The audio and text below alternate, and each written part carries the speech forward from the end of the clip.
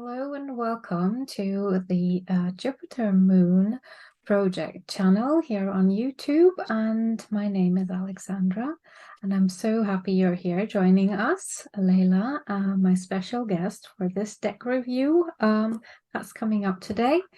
So today we have for you the Phantomwise Tarot by Erin Morgenstern, and a traditional 78 card deck with a guidebook in a beautiful sturdy box that comes with I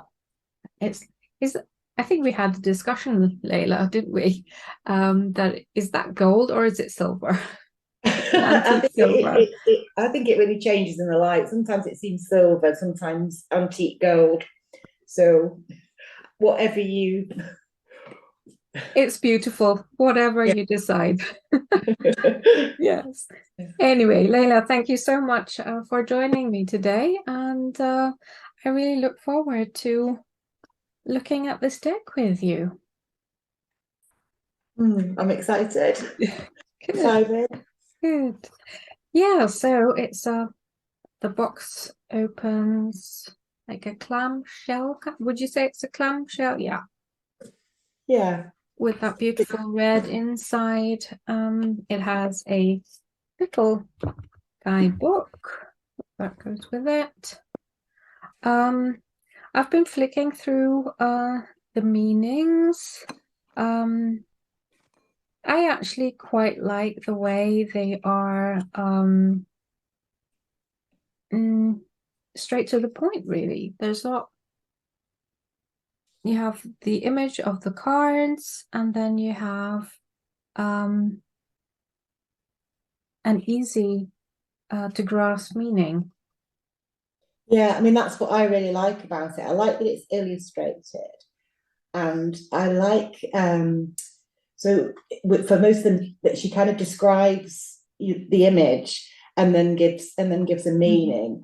Yeah, And I just like that you do get a flavour of like her writing style because she's of course written a couple of novels, so you yeah, kind of get a flavour, but it's not it's just enough, so it kind of leaves you wanting more rather than feeling that there's too much there. So I yeah, think it's yeah. I think Yeah, that's exactly it. I like the taster. So she's giving you a taster of Mhm. her meaning of that card. Especially what I like is that, as you said, the description, which is always a great starting point into a more intuitive approach, and then just enough to take it a little bit further with your own meaning. Yeah, so every card has an image, every card has a description, and she also has a spread. She has, let me just see how many. She has 3 spreads. So we have a 3 cards spread and And there's a um the navigation, celestial navigation oh spread. yeah. Mm-hmm. Yeah. And down the rabbit hole. Oh yes. Because I do think this is a little bit based on the on Alice in Wonderland, isn't it? With the quote at the beginning Yeah. of the book. Yeah. So yeah.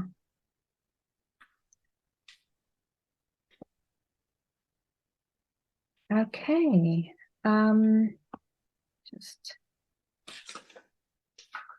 oh, the cards are safely in the box like that, and there's a little ribbon to get the cards out easily. Yeah, so there you go. Just get that out of the way. And yeah, here we have the back of the cards, matches the front of the box. Yeah, as to the quality of the cards, how do you feel about that? I like it because yeah, I think for me what I've found when I've been shuffling it, and I like pop-up method. Mm-hmm. So it kind of, there's enough slippage with the Yeah. cards for them to pop Yeah. up. So I'm Yeah. liking it. I think it's got, I don't riffle shuffle, so, but I think it would do that I okay. think the ripple would actually work if you Yeah, do that kind of thing. there's enough, I think there's enough flex there. Yeah. Yeah, definitely. The card stock is relatively thin, so that's why it's good to do that. If you do the riffle shuffle, it will work quite well. I definitely like the structure on the card. It has like a canvas feel to it. Yeah, yeah, you've got, oh, because I was thinking about the things, it's not linen as such, it is like canvas. It And is. you actually, when you kind of hold it to the light, it kind of looks like canvas. Mm-hmm. And what I really like about that is that, I mean, for a black, this is my only black and white deck. And I Mm-hmm. think black and white decks can sometimes look a bit harsh. Now, with this artwork, because she's used kind of the creamy sort of acrylics, and it's black, white, and grey, grayscale in between. It feels soft to me, Yeah. and I think that kind of canvas effect, it further softens the images. Yes. So I think it's a really good choice. Yes, Yeah. absolutely. Absolutely. Yeah. Yeah, so let's start with the full card.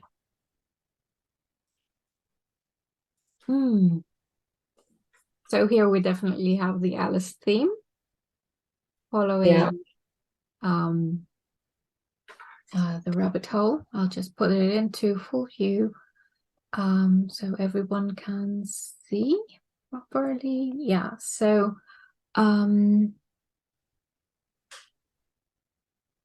yeah, you've got the white cat that's looking at her. She's looking at the rabbit that's going down the rabbit hole. Yeah, there's a sense of adventure there, definitely. And we know that from the Alice in Wonderland story, it's exploring something completely new. Yeah. Dream landscape, if you so. Yeah.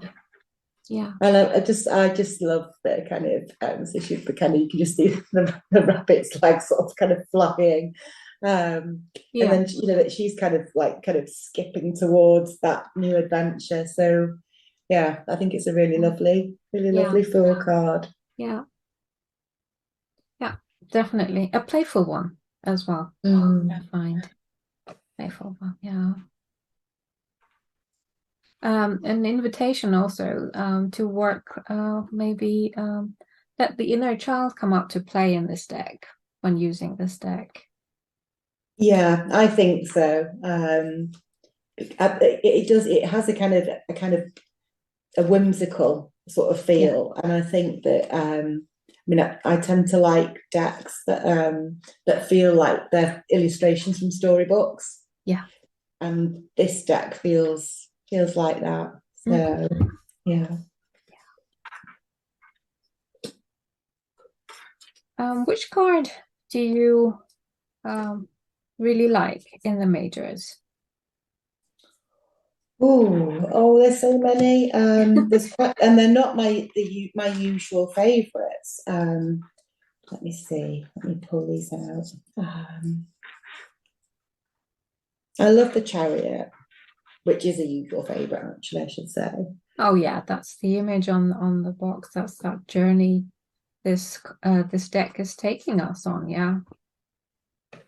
Yeah, and I just it just feels such a graceful chariot. Mm-hmm. And it it captures into that, it kind of like you say, it's like it taps into that feeling of a journey, an adventure. Yeah. But I just love that it just feels so kind of graceful, that it's kind of catching those currents, and there's a bit of mystery about where exactly this is going. We don't know. So yeah, I really like this. How do you feel about this as a chariot? I agree with you. I really like the fact that there's that element of not knowing and that element of trusting in the flow that's going on right now, and that it will take me to where I need to be. Yeah. Interesting that there's nobody in the balloon.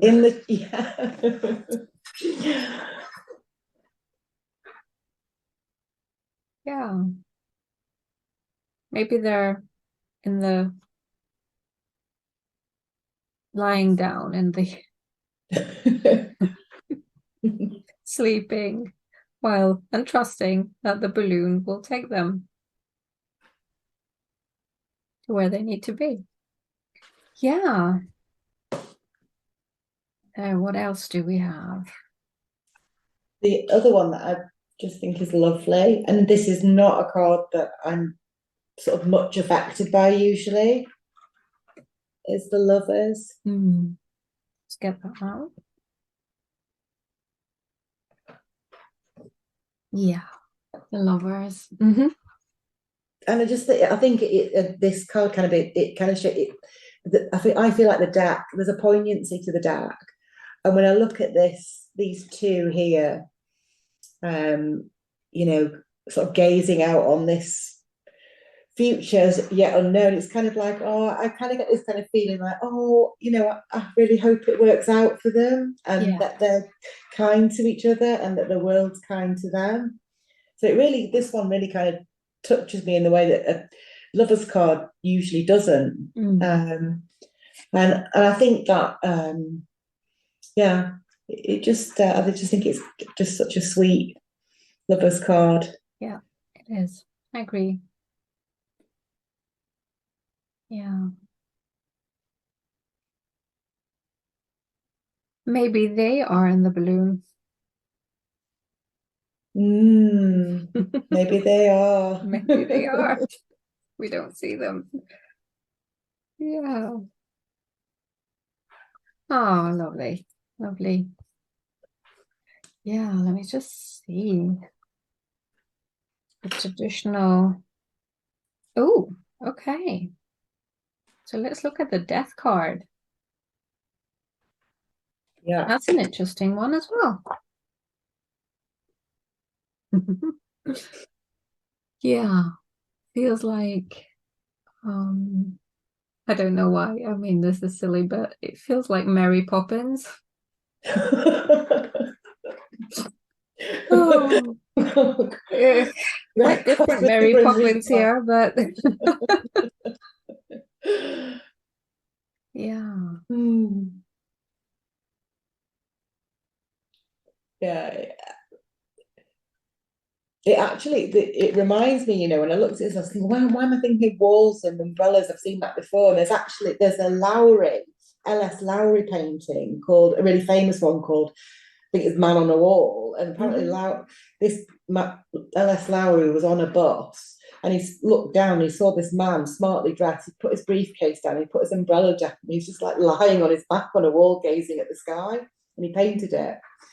And I was kind of thinking, it's like, it kind of speaks to that same thing about, I think, that kind of transformation where here she's got her umbrella down, something actually needs to change. And I feel like it's that kind of pausing and taking that time for yourself. And that moment, as you said, that moment of pause, and what do I need to cut through?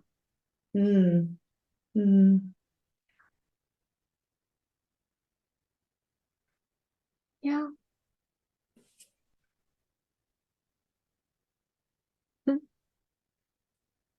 But you see yourself in that death figure. I think what I see there is like actually that sometimes, transformation, because she's kind of, I don't know if she's kind of holding up the umbrella while the storms pass, or if that umbrella is almost like a kind of like a mini tent, or some kind of mini retreat where she's sort of, deciding what she's going to do next, sort of in private. Yeah. I wonder. Yeah. It Yeah. feels like that. Yeah. That transformation. Yeah, and as you, yeah, that's a good point. In private, it's that allowing ourselves to actually have that moment for ourselves and yeah, and not always being out there and showing everything, and just sit with yourself and see where that how that transformation is going to happen. Nobody has to see everything what's going on. Yeah, I love that. Yeah. And the idea, and I'm just more playfully, I just love the idea that this umbrella, you can have it's kind of like a portable like retreat or shield. Exactly. I'm thinking, next time I'm going into the city centre, I'll be taking my big umbrella with me. And what, why not? Exactly. Exactly. Yeah, I like that. I really like that card. What else? What else? I mean, they are just also beautiful, and I don't want to show too many of the cards because this is a deck that needs to be explored. And okay. Let's look at the world card. I mean, here we have Alice again. If it's Alice, and she's yeah. She's holding that tree of life. It has all come together with the white bunny, and she's standing on top of something and on top of the world. She's holding the wisdom that she found in those roots, maybe. Yeah. And I like that she's at the forefront now. So the kind of the bunny's still there as a kind of ally and journey mate, but she's not like she's traveled that journey, and now she's kind of going to set her own agenda for the next journey. So the bunny can follow now. Yeah. Yay. Okay. So let's have a look at the minors.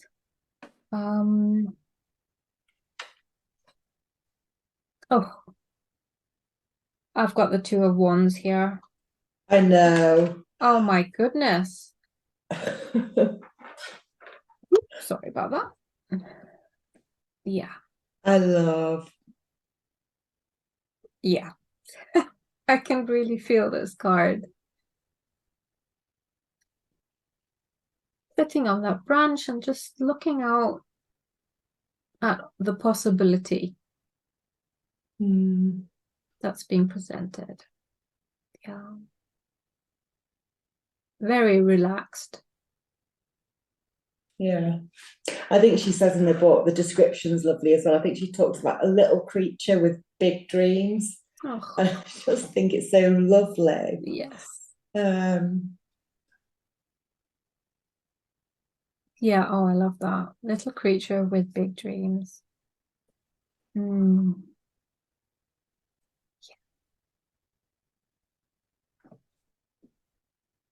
Which card would you like to bring up?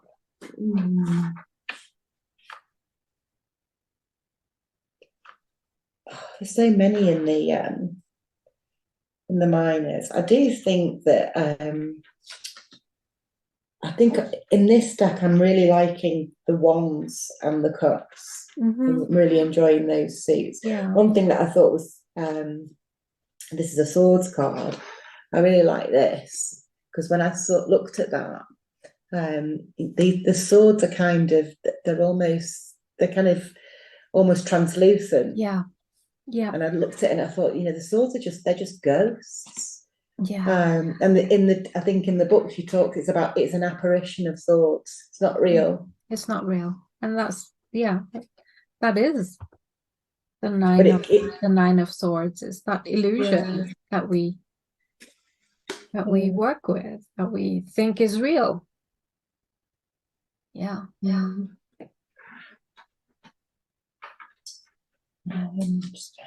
Chance. I love the Ten of Cups. Yeah, I think that card got me hooked on this deck. It's just yeah. And I think I just love that. I think that's why I like the Suit of Cups, because it's a suit of fluffy bunnies and they're just so playful. I mean, I think the Six of Cups is another example of a slightly mad sort of tea party going on there. Yeah. But yeah, I love this. But So he's having an experiment in pouring a cascade of tea. Yeah. Yeah. A bit menacing here, what's going on? these, these ones at the bottom, I mean, I'm not sure they're, well, these ones don't look entirely aware in that. So, yeah. Yeah. This card definitely got me hooked on this deck. That's why I But it really kind of wanted. made me think about, some of those kind of family times when, like, your mum or your dad or whoever, aunt or uncle, conducts this really peculiar experiment, and it's those kind of like things from your childhood that you kind of remember that was so much fun, and the experiment was destined to fail, but you just had such a hilarious time doing it. So I'm wondering if he's perhaps and the best of those kind of adventures with I think probably all of us had experience with like kind of adults who kind of took us on a bit of an adventure where you weren't quite sure what was but there can be sort of an element of what's going to happen here, but being kept safe ultimately on that. Creating happy memories together. Yeah.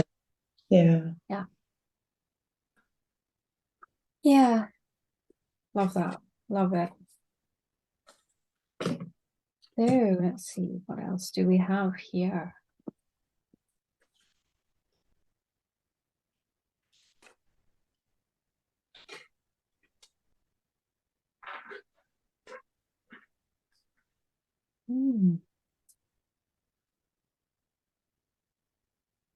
This is an interesting take to the Seven of Pentacles. Let me see if I can find it. Oh yeah. So you're sitting in that tree and the pentacles are growing.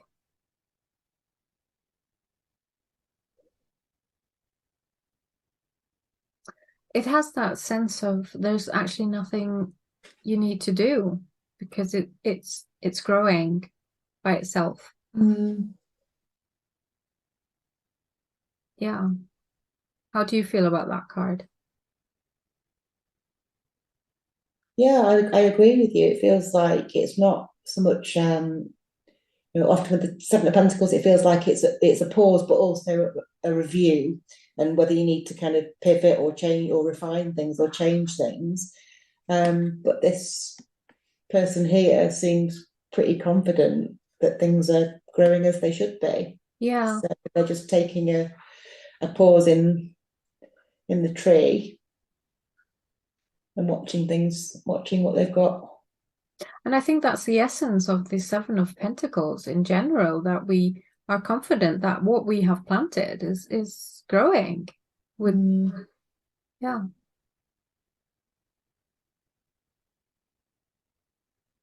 Yeah, I like that. I like this card. Another one.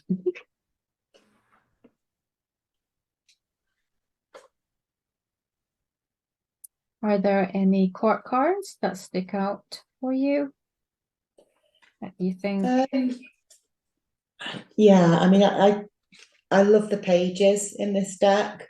So they're all ballerinas, and of them all, I just love the Page of Cups. Oh yeah, with her bunny ears. Yeah.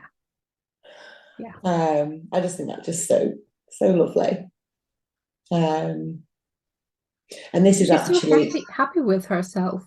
Oh yeah, she's really pleased, and she's pleased with it with her bunny ears, and they're an important part of They are. everything. She's They kind of are. And she's standing on that. Maybe she's just won that contest, whatever it was. yeah. So whatever it is, she's really enjoying it. She looks really happy. The same with the page of Pentacles. You find that one. Oh yeah. It's definitely enjoyment here, and yeah, that little poodle, and they're playing, and I think they are on a stage as well. I'm not sure. Yeah, yeah, they're having fun together. And I think that's the essence here of the pages, just having fun with what you're doing. Yeah, just looking at the page of wands now, and she's putting on a performance as well. So she's balancing. Looks like she's balancing kittens. Oh my God. So they're all. I want to find the page of swords now and just remind myself what she was doing. Oh, there she is. There she is. Oh, she's got. Oh no, I can't work out if it's hair or if she's wearing sort of like fairy wings. I can't work that out. I think it might be a hair. Yeah. I'll just find her. Yeah, that's the ones.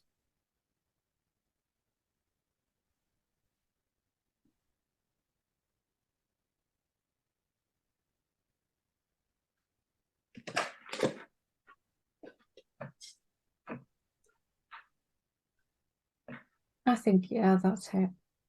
Here.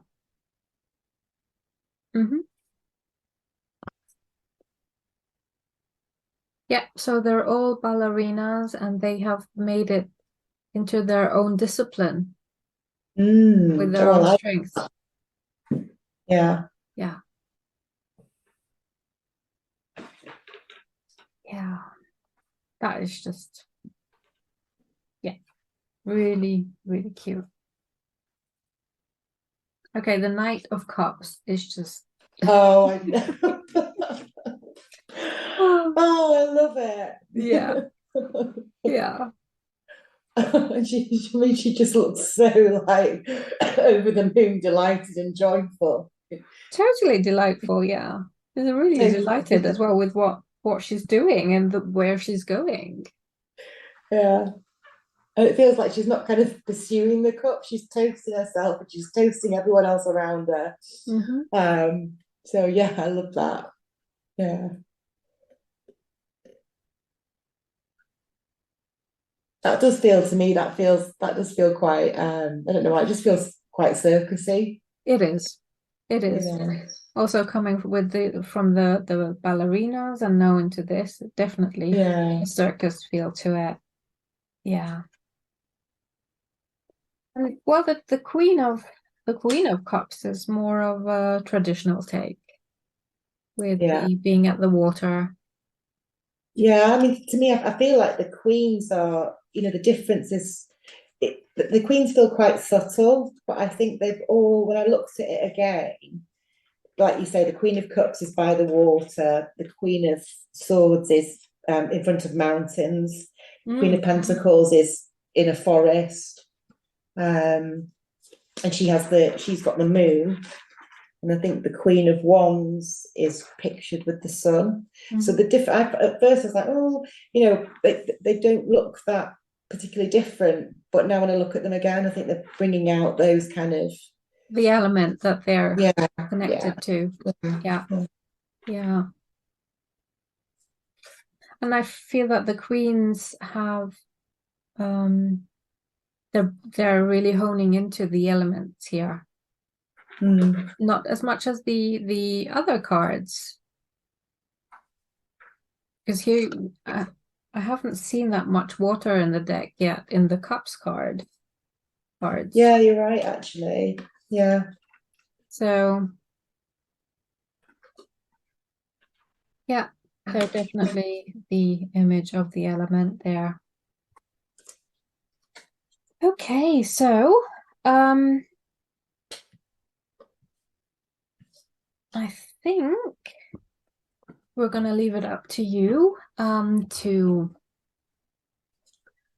explore this deck further, because it's definitely worth it.